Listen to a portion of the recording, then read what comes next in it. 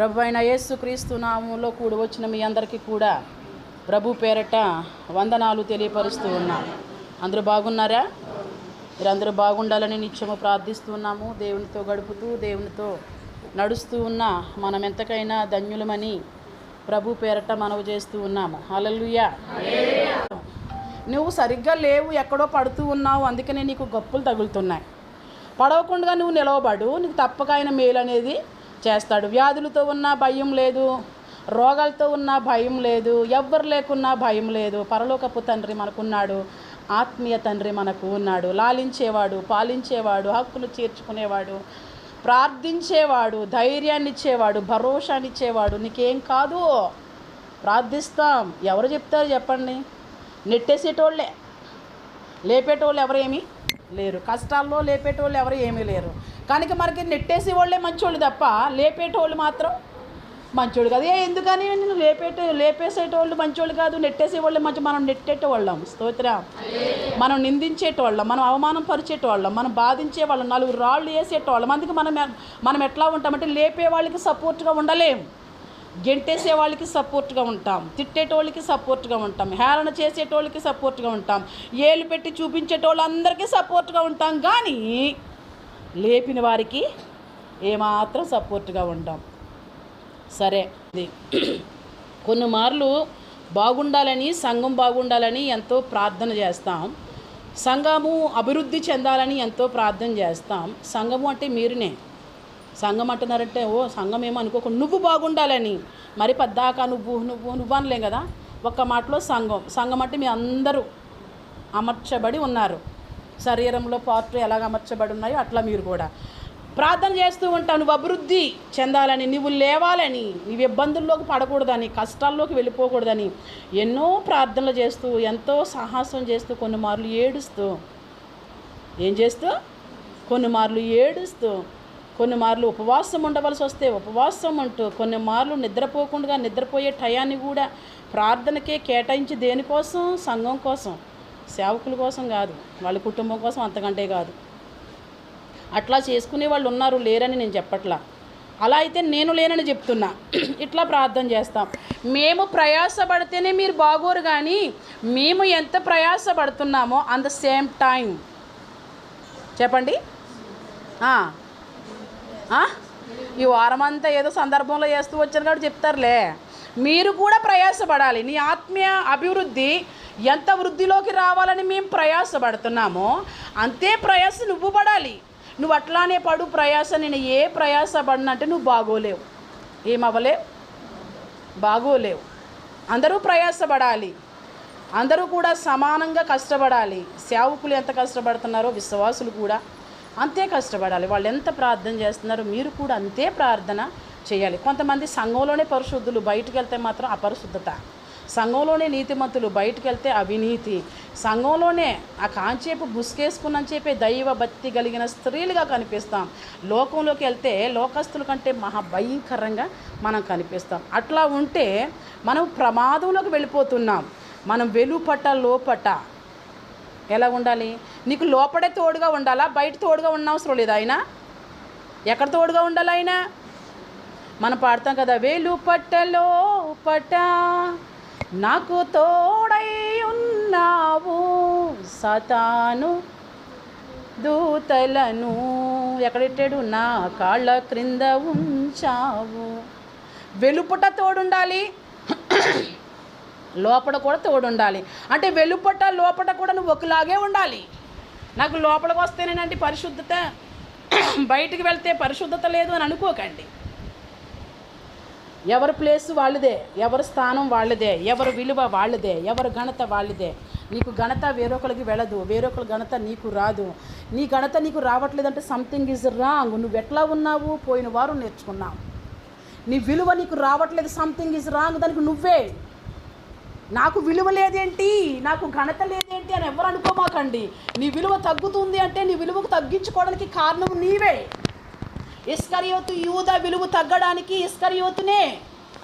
అక్కడ కూడా ఉన్నటువంటి 11 మందినా? చెప్పండి అబ్బా, కాదు కదా. లేకపోతే యేసు ప్రభు వారునా? కాదు కదా. ఆయన తన పని చేసుకున్నాడు, అవిధేయమైన పనులు చేశాడు, అవిధేయంగా ఎంచబడ్డాడు. నీతిమాలిన పని చేశాడు, అనీతిగా ఎంచబడ్డాడు. అందుకని మనం ఏంటబ్బా రోజు రోజుకి డౌన్ అవుతున్నాం, ఏంటి అందరి పేరు వచ్చినట్లుగా నా పేరు రావడం లేదు, అందరికీ విలువ వస్తున్నట్లు నాకు విలువ రావట్లేదంటే నీ పనులను బట్టి, నువ్వున్న తీరుని బట్టి. బాగా చదివినోడి మార్కులు కానీ బాగా చదవలేనోడి కాదు కదా. అంతేనండి.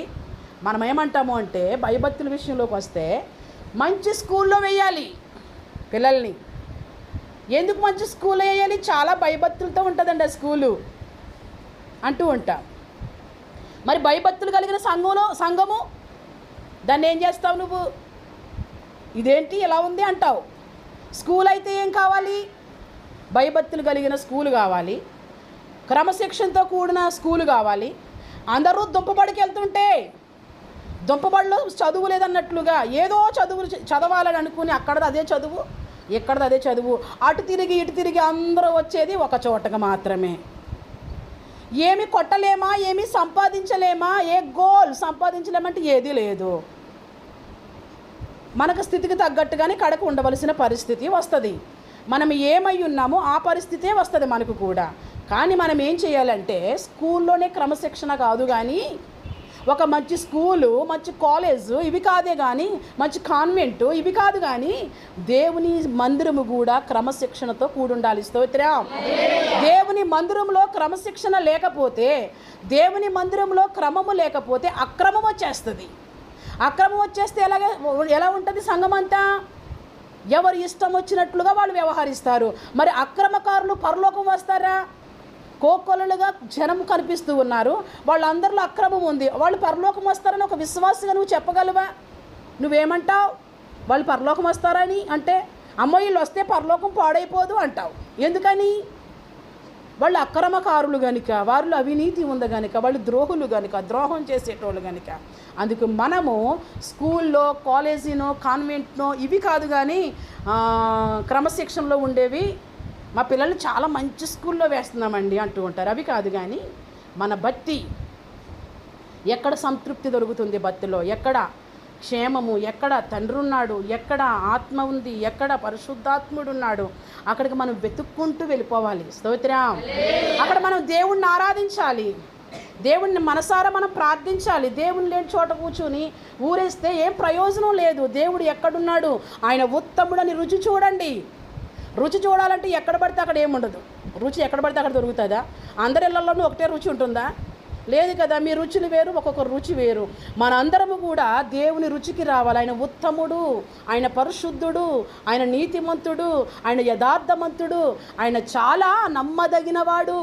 ఇట్లాంటి రుచులు ఎలా చూడాలి?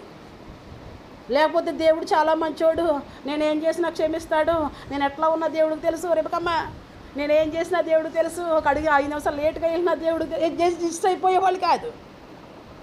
ఆయన చిత్తాన్ని నెరవేర్చేవాళ్ళు చాలా అవసరమని ప్రభు పేరట మీకు తెలియపరుస్తూ ఉన్నాను. సరే, అపోస్తుడైన పౌలు అంటాడు కదా, ఇశ్రాయేలీయులు రక్షణ పొందాలని నా హృదయాభిలాష అంటాడు. ఇశ్రాయేలీయులు ఎవరు? ఇశ్రాయేలీయులు ఎవరండి? అందరూ చెప్పండి అబ్బా. ఇశ్రాయేలీయులు ఎవరు? వాళ్ళు రక్షణ పొందాలని నా హృదయాభిలాష అంటాడేంటి పౌలు గారు? దేవుని ప్రజలే రక్షణ పొందడం ఏంటి? దేవుని ప్రజలు ఎందుకు దేవుణ్ణి అంగీకరించట్లేదు? దేవుని ప్రజలు ఎందుకు దేవుని దగ్గరికి రావట్లేదు? స్కూల్కి వెళ్ళి అట్లాగే చేస్తున్నావా, ఇట్లా వెళ్ళిపోతున్నావా? అర్థమవుతుందా? దేవుని ప్రజలు రక్షణ పొందాలని ఆయన కోరుకోవడం ఏంటి?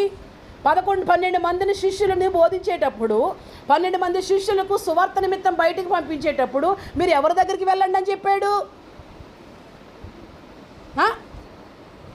చూడండి మత్తయి సువార్త 15వ వచనము.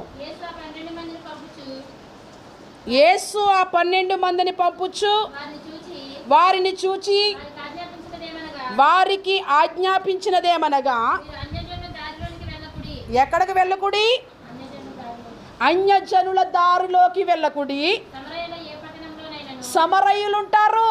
సమరయులు ఏ పట్టణంలో అయినా ఉంటే ఆ సమరయుల పట్టణానికి వెళ్ళకుడి, ప్రవేశింపకుడు కానీ. ఏంటమ్మా? ఇశ్రాయేలు వంశంలోని నశించిన గొర్రెల యొద్దకే వెళ్ళుడి. వెళ్ళుచు వెళ్ళి ఏం చెప్పాలి? ఏమి సమీపంగా ఉందని చెప్పాలి? తిరుగుతున్న వారితో, తాగుతున్న వారితో, తిరుగుతున్న వారితో, విచ్చలవిడి జీవితాన్ని జీవిస్తున్న వారితో, దేవుడు అంటేనే భయం లేని వారితో ఏమని చెప్పాలంటున్నాడు నా యేసయ్య? ఈరోజు ఆ శిష్యులు చెప్తున్నారా పరలోక రాజ్యము సమీపిస్తుంది? ఈ లోకంలో కూడా శిష్యులు ఉన్నారు కదా, ఉన్నారా ఈ లోకంలో శిష్యులు? ఎవరు? ఈ శిష్యుల కోసం చెప్పట్లేదు, పంపబడిన శిష్యుడు, సేవకులు ఉన్నారు కదా. మరి సేవకులు నిలవబడి ఏం చెప్తున్నారు? ఆ 12 మందికి నా యేసయ్య ఏం చెప్పమంటున్నాడు? పరలోక రాజ్యము సమీపించిందని చెప్పండి. పరలోక రాజ్య సంబంధులు ఎవరట? ఈ లెక్కని సమరయులు కాదా? కాదు. మరి అంతేగా, ఇంకెవరు కాదు? అన్యజనుడిది కాదా పరలోక రాజ్యము? కాదు. మరి ఇంకెవరిది పరలోక రాజ్యము? ఆయన ప్రజలది. ఆయన ప్రజలు ఎవరమ్మా? ఇశ్రాయేలీయులు. మరి వాళ్ళకి పరలోక రాజ్యము సమీపిస్తుందని చెప్పు అంటున్నాడు. మరి ఇక్కడ పౌలేంటి? వాళ్ళు రక్షణ పొందాలని నా హృదయాభిలాష. అంటే వీళ్ళు ఇంకా పొందలేదా? ఈయనకి మెస్సయ్య ఎవరో తెలియదా? ఈయనకి రక్షకుడు ఎవరో తెలియదా? వీనికి దేవుడు ఎవరో తెలియదా? తెలుసు. మరి ఎందుకు నిర్లక్ష్యం చేస్తున్నారు? ఎందుకు అశ్రద్ధ వస్తుంది? ఇంకా ఏమంటున్నాడు చూడు, పరలోక రాజ్యము ప్రవేశించున్నదని, సమీపించి ఉన్నదని ప్రకటించుడి, రోగులను స్వస్థపరచుడి. అధికారం ఇచ్చాడు యేసయ్య. స్తోత్రం. ఇవి కూడా త్వరగా మనం చేయాలా? చనిపోయేటోళ్ళ దగ్గరకు కూడా ప్రార్థన చేస్తే అద్భుతంగా జరగాలి. ప్రతి చిన్న విషయం చెప్తాడు దేవుడు. ఇంకా ఇట్లాంటివి కూడా జరుగుతూ ఉంటే నా డ్రీమ్స్, నాకున్న మెమరీస్, నా గోల్ పూర్తయిపోద్ది. మీకేంటూ ఏమైనా గురుందా? నీ గురేంటి సంగమా? నీకేమైనా గురితో బ్రతుకుతున్నావా? ఒక గురితో బతి ఏమైనా చేస్తున్నావా? నేనున్నాను అంటే నాకంటూ ఒక గురుంది. ఆయన ఏమైతే చేసి ఉన్నారో ఆల్మోస్ట్ అన్నీ చేయాలి నేను. స్తోత్రం. అప్పుడే పరిపూర్ణం. అమ్మయ్య తృప్తి. ఓకే అని ఆల్రెడీ మనం కొన్ని చేస్తున్నాం. ప్రార్థిస్తే స్వస్థత, రోగులను స్వస్థపరచడమే కాదు, ప్రవచనించడమే కాదు, పేరు పెట్టి చెప్పడమే కాదు, నీ అక్రమ కార్యాలు చెప్పడం. ఇంకొకటి ఉంది. ఏంటది? చనిపోయిన వాళ్ళు కూడా లేవాలి. స్తోత్రం. అది కూడా చేయాలి. అది నా గురి, అది నా డ్రీమ్. నేను ఇట్లా ఉండాలి. ప్రభువా మీరు ఏమైతే చేసి ఉన్నారో అట్లాగే మేము చేయాలి. నీ శిష్యుడికి నువ్వు అదే ఇచ్చావయ్యా. నీ శిష్యుడికి నువ్వు ఆజ్ఞాపించావు, మీరు ఎట్లా చెయ్యండి, ఎట్లా చెయ్యండి, ఎట్లా ఉండండి అని. మరి మేమేంటి? మేమెందుకు ఆగాలి? అట్లా మేమెందుకు ఉండాలి? ఏమి చేయకుండా మేము చెయ్యాలి. స్తోత్రం అని. ఆ తర్వాత చదువు, రోగులను స్వస్థపరచుడి, చనిపోయిన వారిని లేపుడి,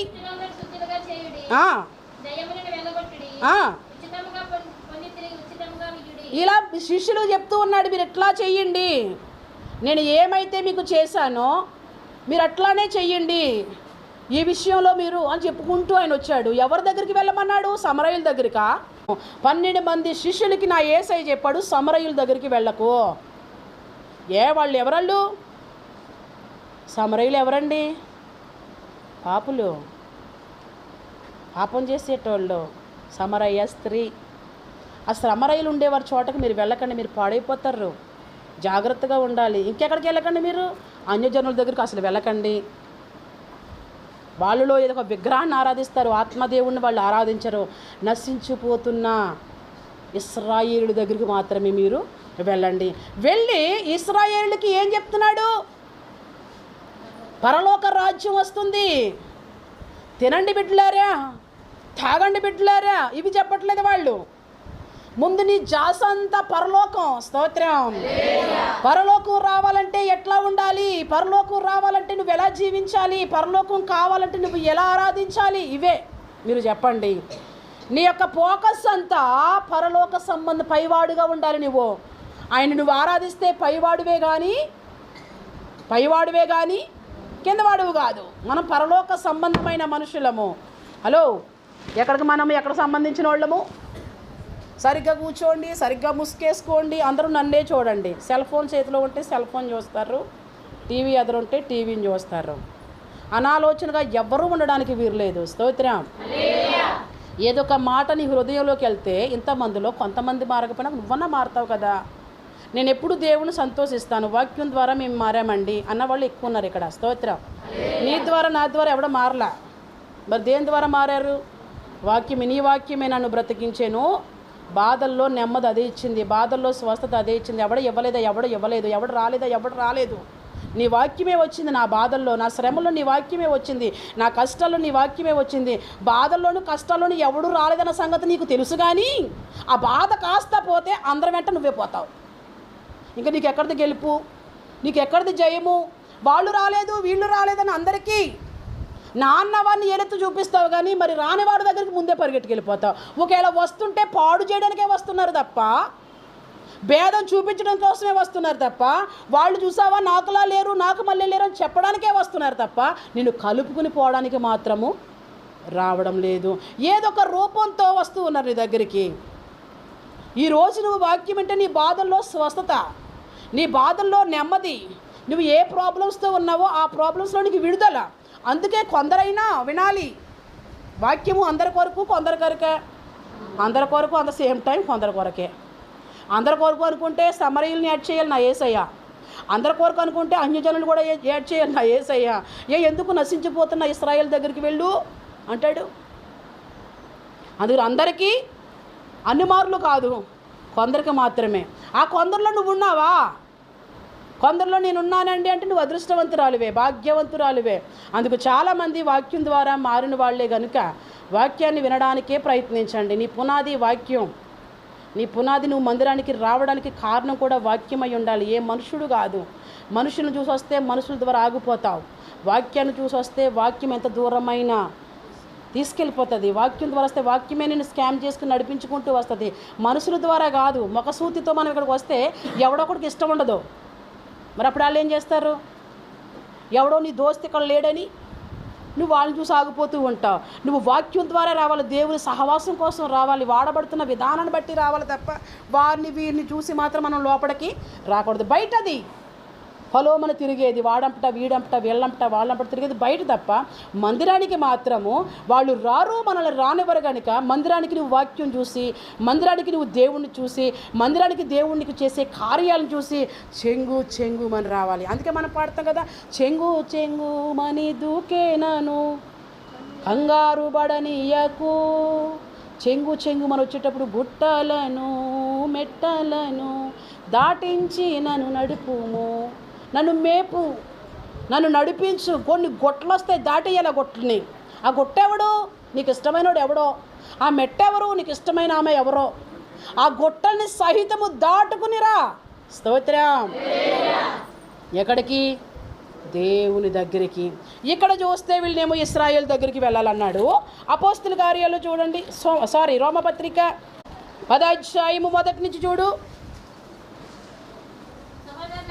సహోదరులారా, ఇశ్రాయేలుడు రక్షణ పొందవలెనని నా హృదయాభిలాషయు వారి విషయమై. అది అనాదేం కాదు మరి అమ్మ. ఏం చెప్పాను, ఏం చదివాను? ఇవే మరి ఎగస్ట్రాలు అంటే. ఎక్కడున్నావు నువ్వు? ఎక్కడున్నావు? నేను అదే కదా చెప్తున్నాను, కొన్ని గుట్టలు దాటానని. దాటలేకపోతున్నావు గుట్టలో. జడలు అల్లుకునే టైము కాదు, ముడులు వేసుకునే టైము కాదు, సోకు చేసే టైం అంతకంటే కాదు. వెళ్ళిపోతుంది సమయము. సమయం ఉండగానే ఇల్లు చక్కబెట్టుకో, దీపం ఉండగానే ఇల్లు చక్కబెట్టుకో, నీ ప్రాణం ఉండగానే నువ్వు చేయవలసిన బతి అంతా చేసేయి. మొన్న నేను ప్రార్థనలో చెప్తూ ఫ్లైట్ వచ్చి అట్లాగే 242 మంది కూలిపోయారు. అక్కడే హాస్టల్లో ఉన్న వాళ్ళు కొంతమంది కూడా ఆ బిల్డింగ్ కూలికి కొంతమంది వాళ్ళు చనిపోయి కొంతమంది హాస్పిటల్కి వెళ్ళిపోయారు. శంకరమ్మ అందులో ఉంటే ఏమవును? నాకు ఎవరు గుర్తుకొచ్చారు? నీకు నీ మనుషులు గుర్తుకొచ్చారా? హలో, చక్కగా తింటున్నావు, చక్కగా తాగుతున్నావు, చక్కగా తిరుగుతున్నావు. నేను వెంటనే ఎవరిని గుర్తు చేశాను? ఆమె నాకు కలవలేదని, 2 ఫ్లైట్లు మారాలని కానీ నాకు బాధేసింది. ఒక ఫ్లైట్లో వస్తే బాగుండబ్బా, 2 ఫ్లైట్లో ఎట్లా వస్తుంది? కన్ఫ్యూజ్ అవ్వకు, ధైర్యంగా ఉండు, సహాయం చేస్తాడు దేవుడు. ఎప్పుడు మేము వాయిస్ రికార్డులో మాట్లాడుకుంటూనే ఉంటాం, ఎప్పుడు కాంట్రాక్ట్లోనే ఉంటుంది కుటుంబము ప్రార్థన, కుటుంబము ప్రార్థన. కుమారుడు అంటే అమితమైన ప్రేమ, అందుకేగా ఎన్నాళ్ళు అక్కడ కూర్చుంది. ఎవరి కోసం కూర్చుంది? ఆమె కోసం కూర్చుంది, కొడుకు కోసం కూర్చుంది. వచ్చాడండి రాజేష్ ఉన్నాడండి బాబు, వాడి కోసమే కూర్చుంది. కొడుకు అంటే ప్రేమ. మాట్లాడితే ప్రతి రికార్డులో నా కొడుకు కోసం ప్రార్థన చెయ్యండి. ఇంకెవరి కోసం బ్రతకాలి? ఇంకెవరి కోసం ఆశ ఉందో చెప్పండి? ఇలా ప్రతి ఫోన్లు పెడతా ఉంటుంది. వచ్చేసే ముందు ఎప్పటి నుంచో వాయిస్లు పెట్టి అమ్మ నేను ఎట్లా వస్తాను, సడన్గా వస్తానని చెప్పాను మన వాళ్ళకి. వచ్చేసింది కాబట్టి చెప్తున్నాను, సడన్గానే వస్తాను, మీరు మాత్రం ప్రార్థనలోనే చెయ్యండి, మీరు మాత్రం ఎవరికి చెప్పకండి. స్తోత్రం. అవును, అది ఉండాలి మరి. సేవకుల దగ్గర మాత్రం ఉండకపోతే ఎవడు ఆలోచిస్తాడు? ఆ ఫ్లైట్ కూలిపోయినండి ఎవరిని గుర్తు చేసుకున్నాం మరి మనం? దేవుడు ఆమెను తప్పించాడని. నిన్న రాత్రి ఫోన్ చేసి కరుణ ఆ ఫ్లైట్లోనే వచ్చిందంట. ఆమె ఇంతకి ఏ ఫ్లైట్లో వచ్చింది? ఆ ఫ్లైట్లోనే దిగిందంట. ఆమె ఎక్కడో లేట్ అయ్యిందంట. లేట్ అయినందుకు ఏదో చెప్పింది. వీలైతే వాళ్ళే చెప్తారులే వచ్చేటప్పుడు సాక్ష్యాలు ఏమైనా ఉంటే. ఆ సాక్ష్యాల్లో విందురు. కానీ ఎక్కడి నుంచి వెళ్ళిపోయాను నేను? సమయం ఉండగానే. ఎక్కడ మనం పోతామో తెలియదు కదా, అందుకే మిస్టేక్స్లో మనం ఉండకూడదు. వెంటనే దేవుని స్తుతించాను. ప్రభువా నీకు స్తోత్రం, ఆవిడని క్షేమంగా మా ఇంటికి తీసుకువచ్చేసావు. స్తోత్రం. ఏ కీడు ఆమెకి తలపెట్టకుండా చాలా జాగ్రత్తగా తీసుకొచ్చావు. ఇంకా ప్రత్యక్షం కాలేదు, ఆమె ప్రత్యక్షం అవుతుంది. ఆమె దింపి వెళ్ళిపోతుంది అనుకుంటా, అంతేనా బిడ్డ? ఆమె దింపి వెళ్ళిపోతుంది మళ్ళీని. పెద్ద చాలా దూరం ఏమి వెళ్ళా, కొంత హైట్ మాత్రమే లేచింది. అది హాస్టల్ని ఢీ కొట్టేసింది. వాళ్ళు అనుకున్నారే అట్లా పోతామనని. ఏమండి అనుకున్నారా? అనుకోలేదు కదా. అనుకున్న సందర్భాలు గడియకుండా కుటుంబాలతో బంధాలు బాంధవ్యాలు ఎంతోమందికి తెగిపోతున్నాయి కదా. మరి మనం ఎట్లా ఉన్నాం? దేవుని కృపే కదా. ఆ ఫ్లైట్లో నుంచి వచ్చిన కొన్ని గంటల ముందు వచ్చిన శంకరమ్మ ఎట్లా ఉంది? దేవుని కృపయే కదా. కొన్ని గంటలు అంతే, ఈమె దిగింది, మళ్ళీ బయలుదేరింది. స్తోత్రం. ఎంత కాపుదల, ఎంత భద్రత. ప్రార్థన చేయాలి. స్తోత్రం. అందుకే చెప్పాను నేను, తండ్రి ఉండగా మీరు అనాథులుగా విడవబడరు. స్తోత్రం. ప్రార్థించే తండ్రి ఉన్నాడు, ఆలోచించే తండ్రి ఉన్నాడు, క్షేమం చెప్పే తండ్రి ఉన్నాడు. ఆ తండ్రి లేకపోవచ్చు, ఆత్మీయ తండ్రి ఉన్నాడు. స్తోత్రం. ఆత్మీయ తండ్రి ఉన్నాడు కాబట్టి వ్యాధి లేదు, బాధలు లేవు, చీకు లేదు, చింత లేదు, ఏమీ లేదు. ఎందుకంటే నీ గురించి ఆలోచిస్తాడు. డ్యూటీ ఏముందయ్యా తండ్రి కంటే? నీ కోసం ఆలోచించిదే. వర్తమానం చెప్పి వెళ్ళారు ప్రభువా క్షేమంగా తీసుకురండి, చెప్పకుండా వెళితే భయం లేకుండా వెళ్ళిపోయారు ప్రభువా అని. నువ్వు ఎట్లా వ్యవహరిస్తే అట్లే ప్రార్థన. ఆమె నాకు చెప్పిన దగ్గర నుంచి ప్రార్థన చేస్తాం. వీళ్ళు అడుగుతూ ఉండేవాళ్ళు, అదండి మీకు ఎందుకు, క్షేమంగా రావాలని ప్రార్థన చేయండి, ఇంతే. కానీ దేవుని కృపను బట్టి క్షేమంగానే వచ్చారు. ఆ ఫ్లైట్లో నుంచి ఆ దేవుడు ఆమెను తప్పించాడు. ఎందుకని? ప్రార్థనలు. స్తోత్రం. ప్రార్థనతోనే ప్రయాణం చేయాలి,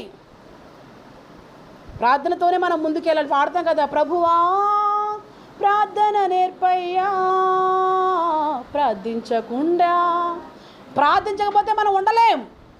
ఎవరి కోసం ప్రార్థన చేయాలి? ఎంతసేపు నా భూతే నా భవిష్యత్తు కాదు, అందరి కోసం ప్రార్థన చేయాలి. సంఘస్థులు అందరి కోసం ప్రార్థన చేయాలి. నశించిపోతున్న వాళ్ళ కోసం ప్రార్థన చేయాలి. రక్షణలోకి రాని వారి కోసం ప్రార్థన చేయాలి. రక్షణ పొందని కుటుంబాలు ఎంతోమంది ఉండగా వారి కోసం ప్రార్థన చేయాలి. అవిధేయులు ఎంతోమంది ఉండగా వారి కోసం ప్రార్థన చేయాలి. కొంతమంది ఎట్లా ఉంటారని రాత్రి నేర్చుకున్నాం, శుక్రవారం రాత్రి.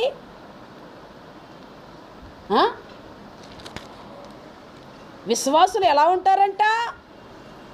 14వ వచనం మొదటి వచనం చదువు. విశ్వాసము విషయమై బలహీనులైన వారిని. నీ గొప్ప కాదు వాక్యం, నిన్ను ప్రేమిస్తున్నారా, నీలో టాలెంట్ ఉందని కాదు, నీలో అర్హత ఉందని కాదు, నువ్వేదో యోగ్యమైన లక్షణాలు కలిగి ఉన్నావని కాదు, లేకపోతే నువ్వు సేవకుల కంటే పాపని అంతకంటే కాదు. ఎందుకని? విశ్వాస విషయంలో నువ్వు ఎట్లాంటి దానివని, బలహీనురాలు అని నీకు ఊతనిస్తున్నారు. అట్లయితే ఎట్లా? నువ్వు ఎట్లా ఉండేదానివి? నువ్వు ఎలా ఉండేదానివి, ఎలా జీవించేదానివి? నిన్ను చూసేయో నేర్చుకుంటారని కాదు బిడ్డ, దేవుడు చెప్తున్నాడు. అదే కదా ప్రభువు నేర్పించిన పాఠము. వాళ్ళకి ఏం చేయాలంట? మనము ఏం చేయాలండి? విశ్వాస విషయమై బలహీనులైన వారిని చేర్చుకోవాలి. వాళ్ళందరి కోసం మనం ప్రార్థన చేయాలి. ప్రభువా వీళ్ళు విశ్వాసంలో బలహీనులు ప్రభువా, చక్కగానే ఉండేవారు ప్రభువా, రాను రాను ఎందుకో అల్ప విశ్వాసం వచ్చేసింది ప్రభువా, మంచిగానే ఉండేవారు ప్రభువా, ఎందుకో రాను రాను వీళ్ళు విశ్వాసంలో ఎక్కడ చూసినా మార్పు అనేది కనిపించట్లేదు ప్రభువా అని ప్రజలందరి కొరకు ప్రార్థన చేస్తే నువ్వు బాగుంటావు, నీతో పాటు అందరూ బాగుంటారు. అందరూ బాగుండాలని మనం కోరుకోవాలి. అందరూ బాగుండాలి. మనము స్వార్థంతో ఉండడానికి లోకస్తులము కాదు, అసూయతో ఉండడానికి లోకస్తులము కాదు, భేదాలతో ఉండడానికి లోకస్తులము కాదు, బయట వారము కాదు, లోనవారము మనము. ఇంకెవరు మనము?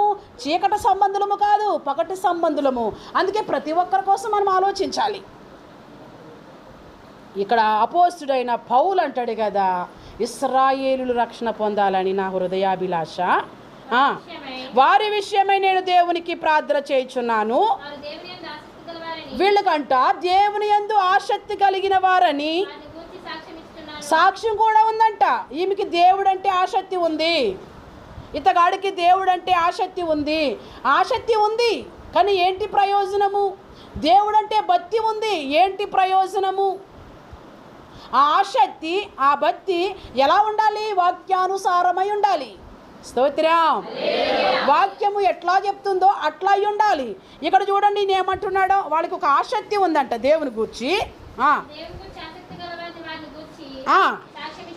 సాక్ష్యం ఇచ్చుచున్నాను, అయినను వారు ఆసక్తి, వాళ్ళ ఆసక్తి ఎలాంటిది కాదంట. ఆసక్తి ఉంది వాళ్ళకి, జ్ఞానానుసారమైంది కాదు, వాక్యానుసారమైంది కాదు, ఎట్లా పడితే అట్లా, ఏది పడితే అది అన్నట్టుగా ఉంది వాళ్ళ ఆసక్తి. ఏలయనగా వారు దేవుని నీతి నెరుగక, ఇంకేంటి వాళ్ళ ఆసక్తి? దేవుని నీతి నెరగట్లేదు వాళ్ళు.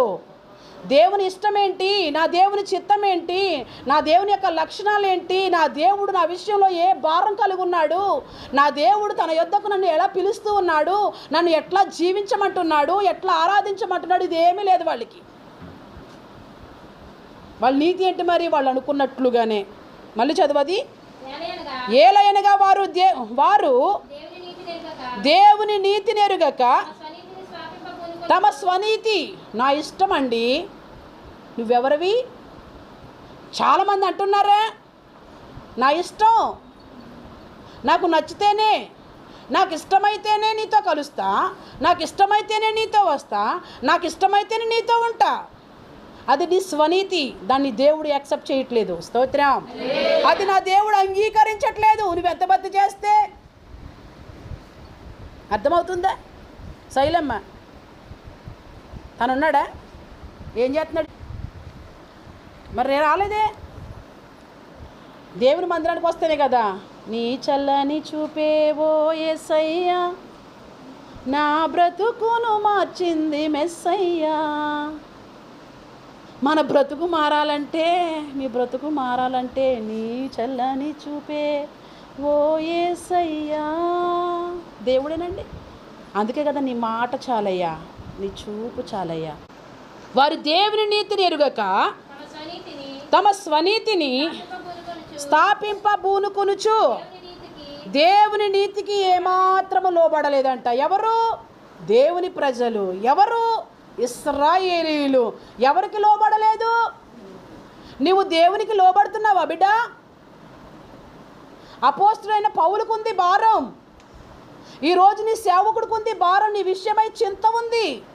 నీవు నీ ఇష్టానికే ఉంటున్నావు తప్ప దేవుని ఇష్టానికి రావడం లేదని, నీవు నీ ఇష్టానికే ఉంటున్నావు తప్ప సంఘం ఇష్టానికి నువ్వు రాలేకపోతూ ఉన్నావని, నీవు నీ ఇష్టానికే ఉంటున్నావు తప్ప సంఘ క్రమ అనే ఇష్టానికి నువ్వు రాలేకపోతున్నావని సేవకుడికి భారం ఉంది, ప్రార్థిస్తున్నాడు.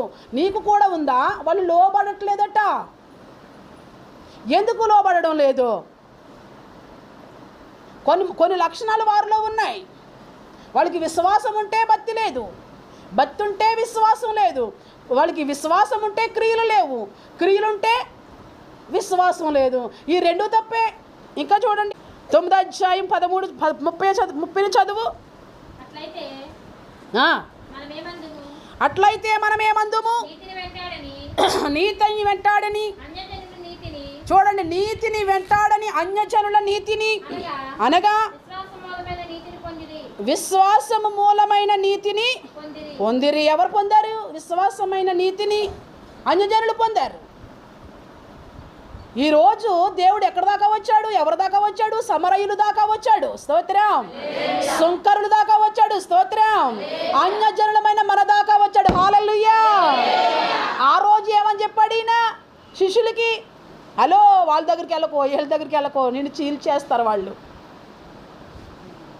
ఏం చేస్తారు అని చెప్పిన నా దేవుని ప్రేమ నీ దాకా నా దాకా వచ్చింది, సమరయులు దాకా వచ్చింది, సుంకరులు దాకా వచ్చింది, పాపులు దాకా వచ్చింది, అన్యజనులమైన మన దాకా వచ్చింది. నువ్వు ఏమి ఇశ్రాయేలుడు కాదు, హల్లెలూయా. అన్యులమైన మనము దేనికో దానికి బందీలమై మనకు తెలుసో తెలియక ఆరాధిస్తూ ఉంటే దేవుడు ఎవరో తెలియని స్థితిలో మనం ఉండగా దేవుని ప్రేమ వెతుక్కుంటూ వచ్చింది, స్తోత్రం. మ్యాగ్నెట్ వెతుకుతుంది కదా, మ్యాగ్నెట్ కొరకు, ఇనుము ముక్క కొరకు. నా ప్రజలు అన్యజనుల్లో ఎక్కడున్నారు? స్తోత్రం. సమరయులలో నా ప్రజలు ఎక్కడున్నారు? ఈ సుంకరులలో నా ప్రజలు ఎక్కడున్నారని వెతుక్కుంటూ, స్తోత్రం. అందుకని నీ గొప్పతనం అంటూ ఏమీ లేదు, స్తోత్రం. నా గొప్పతనం అంటూ కూడా ఏమీ లేదు. నన్ను వెతుక్కుంటూ వచ్చింది. నా స్థితి చూచిన ప్రేమ, నాపై జాలిని చూపిన ప్రేమ. నా స్థితిని చూసి ఎవరూ జాలి పడలేదు, ఆ ప్రేమ మాత్రమే జాలి పడింది. విడనాడని ప్రేమ. ఎన్నడు ఏంటి? విడనాడని ప్రేమది, ఎన్నడు విడవని ప్రేమ. అది విడనాడని ప్రేమ, ఎన్నడు విడవని ప్రేమది. వెతుక్కుంటూ వెతుక్కుంటూ వెతుక్కుంటూ వచ్చేసింది. పలానా చోట అమ్మాజీ ఉంది, స్తోత్రం. పలానా అన్యజనులలో అమ్మాజీ ఉంది, ఆమె అట్లానే ఉంటే కుదరదు అని వెతుక్కుంటూ నా పేరు ప్లేస్లో మీ పేరు పెట్టుకోండి. పలానా అన్యజనుల్లో బంగారం ఉంది, బానిసత్వం అయిపోయి జోగుతూ కునుపులాట్లు పడుతూ ఉన్న బంగారం ఉంది, ప్రయాణం చేసి వచ్చి అలసిపోయి వచ్చి పేన కింద కూర్చుని నిద్రపోయే బంగారం ఉంది. ఇట్లా వెతుక్కుంటూ వెతుక్కుంటూ ఆ బంగారం అక్కడ ఎక్కడో ఉంటే దేవుని ప్రేమకు దొరుకుండే. వెతుక్కుంటూ వచ్చినందుకనే దేవుడు తీసుకొచ్చాడు, స్తోత్రం. ఆయన ప్రేమలో నువ్వు ఉండాలి. సమరయుల్లో సమరయ స్త్రీ దొరికింది. ఈ సమరయ స్త్రీ నా కోసం బ్రతుకుతుంది అనుకున్నాడు ఆయన. ఈ సమరయ స్త్రీ నా కోసం అనేకులు త్రిప్పింది, స్తోత్రం. అన్యజనులకు ఉందంటే విశ్వాసము, అన్యజనులకు ఉందంటే కాస్తో కోస్తో నీతి. తర్వాత చదువు. అయితే ఇశ్రాయేలు నీతికి కారణమైన నియమమును వెంటాడినను, ఆ నియమమును, ఇశ్రాయేలుకి నియమం ఉంది, ఇశ్రాయేలుకి నీతి ఉంది, వాళ్ళు వెంటాడట్లేదు, అందుకోవడం లేదు. నీతి వెనక ఇశ్రాయేలు వెంటాడాలి, నీతి వెనక ఇశ్రాయేలు ఏం చేయాలి? అందుకునేటట్లుగా ఉండాలి. క్యాచ్ పైనుంచి వేస్తేనే క్యాచ్ ఇంకొకటి వేస్తే సరిపోయిందని నువ్వు కూడా పట్టుకోవాలిగా. వీళ్ళు ఏమనుకుంటున్నారు? ఇశ్రాయేలీలు వీళ్ళు వెంటాడలేకపోతున్నారు, వీళ్ళు అందుకోలేకపోతున్నారు, వీళ్ళు పొందుకోలేకపోతున్నారు, దేవుని దగ్గరికి రాలేకపోతున్నారు. ఏమ్మా దేవుని దగ్గరికి రాలేకపోవడం అంటే వీళ్ళు చూపు లోపం. ఏం లోపం? చూపు లోపం. తర్వాత చదువు. వారు ఎందుకు అందుకొనలేదు? వారు విశ్వాస మూలముగా కాక క్రియల మూలమైనట్లు దానిని వెంటాడిరి. ఇదిగో నేను అడ్డురాతిని రాతుబండను, ఇదిగో నేను అడ్డురాతిని అడ్డుబండను సియోనులో స్థాపించుచున్నాను. అడ్డుబండ అడ్డురాయి సియోనులో ఉంది. ఆయన యందు విశ్వాసం ఉంచేవాడు సిగ్గుపడాడు. ఎవరైతే ఆయన యందు విశ్వాసం ఉంచారో అని వ్రాయబడిన ప్రకారము వారు అడ్డురాయిని తగిలి తొట్రెళ్ళి పడిరి, స్తోత్రం. ఏదో ఒక అడ్డురాయి తగులుతుంది వీళ్ళకి. ఎవరికి? ఇశ్రాయేలుకి. ఇంకెవరికి? దేవుని ప్రజలకి ఏం తగులుతుంది? ఏం తగులుతుంది చెప్పండి? నీకేమైనా తగులుతుందా అడ్డురాయి? ఇశ్రాయేలు అంటే తూలిపోతున్నారంట, ఇశ్రాయేలు అంటే పడిపోతున్నారంట. తూలిపోవడానికి పడిపోవడానికి కారణం ఏంటంటే అడ్డురాయి. ఏదో ఒక అడ్డురాయి తగిలి పడిపోతున్నారట. వీళ్ళకి ఏముందంట? విశ్వాసం ఉంద, క్రియలు ఉన్నాయంట. మరి విశ్వాసము మందిరానికి వస్తే సరిపోయిందా? మందిరానికి రావడం క్రియ, మందిరానికి రావడం క్రియ, మందిరానికి రావడం విశ్వాసం, అర్పించడం ఏంటవి? పనులేనా? అంటే విశ్వాసం ఉండాలి, పనులు కూడా ఉండాలి. కొందరికి విశ్వాసం ఏముంటుంది, మరి కొందరికి క్రియలు ఉండట్లేదు. కొందరికి ఏమో క్రియలు ఉంటున్నాయి, మరి కొందరికి ఈ రెండు తప్పే. విశ్వాసం ఉండాలి, క్రియలు ఉండాలి, క్రియలు ఉండాలి, విశ్వాసం ఉండాలి. యెహోవా యందు భయభక్తులు ఉండాలి. కొంతమందికి ఏమో భయం ఉంది, కొంతమందికి భక్తి లేదు. నాకు భయం ఉందండి అంటే అది యాక్సెప్ట్ చేయదు. భయముతో కూడిన భక్తి ఉండాలి, భయము ఉండాలి, భక్తి ఉండాలి. కొందరికి భక్తి ఉంటుంది, చేతిలో ఏముంటుంది? కొందరికి భక్తి ఉంటుంది, చేతిలో ఏముంటుంది? అబ్బా చెప్పండి, మీకేం తెలియదా ఏంటి? కొందరికి భక్తి ఉంటుంది, చేతిలో ఏముంటుంది? అంటే ఏంటి? భయం లేదు వీడికి, స్తోత్రం. కానీ భక్తి పుష్కలంగా ఉంది. హల్లెలూయా. భక్తి పుష్కలంగా ఉంది కాబట్టి ఆ భక్తికి తగ్గట్టు చేయవలసినవన్నీ చేస్తాడు. కానీ ఏం లేదు, ఆయన చూస్తున్నాడు. బాబోయ్ ఇలా వెళ్తున్నాను ఆయన చూస్తున్నాడు, బాబోయ్ మందు కొట్టుకెళ్ళకి వెళ్తున్నాను ఆయన చూస్తున్నాడు, బాబోయ్ సినిమా కొట్టుకెళ్తున్నాను ఆయన చూస్తున్నాడు, రిమోట్ చేతిలో పెట్టుకుని సినిమా పెడుతున్నాను ఆయన చూస్తున్నాడు, సెల్ ఫోన్ చేతిలో ఉంది కాబట్టి పనికి మాలింది నేను చూస్తున్నాను ఆయన చూస్తున్నాడు అని అనుకుంటే అట్లా వెళ్తామా? ఈరోజు ఆయన చూస్తున్నాడని భయము, భక్తి ఉంది బోల్డ్ అంతా. అందుకని భక్తితో పనులన్నీ చేస్తున్నాం, కానీ భయము మాత్రము లేదు. ఒకటి లోపం ఉంటే మనం మారాలి, పరిపూర్ణంగా మారాలి. స్తోత్రం. ఒకటి లోపం అన్నా మనం లోపంతో ఉన్నట్టే, విడవబడిపోతాం. ఏముంటే లోపము మనలో ఉంటే విడవబడిపోతాం. ఆయన చూస్తున్నాడనే భయం ఉండాలి, భక్తి కూడా ఉండాలి. భక్తితోనే అన్నీ చేయాలి, తరువాత భయము కూడా ఉండాలి. లేపండి వాడిని. భక్తితో ఏముండాలి? భయము కూడా ఉండాలి. భయము ప్లస్ భక్తి. పిన్నలనేమి పెద్దలనేమి చెప్పండి, పిన్నలనేమి పెద్దలనేమి తన యందు భక్తి గల వారిని ఏం చేస్తాడంటే ఆశీర్వాదం పిల్లల మీదకి వెళ్ళదనుకోకు. పిల్లల్లో కూడా ఆజ్ఞ ఉంచాలి. అన్నీ తెలుసు పిల్లలకి, దేవుని యొక్క మందిరం యొక్క క్రమము తెలీదు. అన్నీ తెలుసు పిల్లలకి, 10 ఆజ్ఞలు తెలీదు. 10 ఆజ్ఞలు తెలియాలంటే దేవుని ఆజ్ఞలు తెలియదు, నువ్వు సండే స్కూల్కి రావాలి కదా.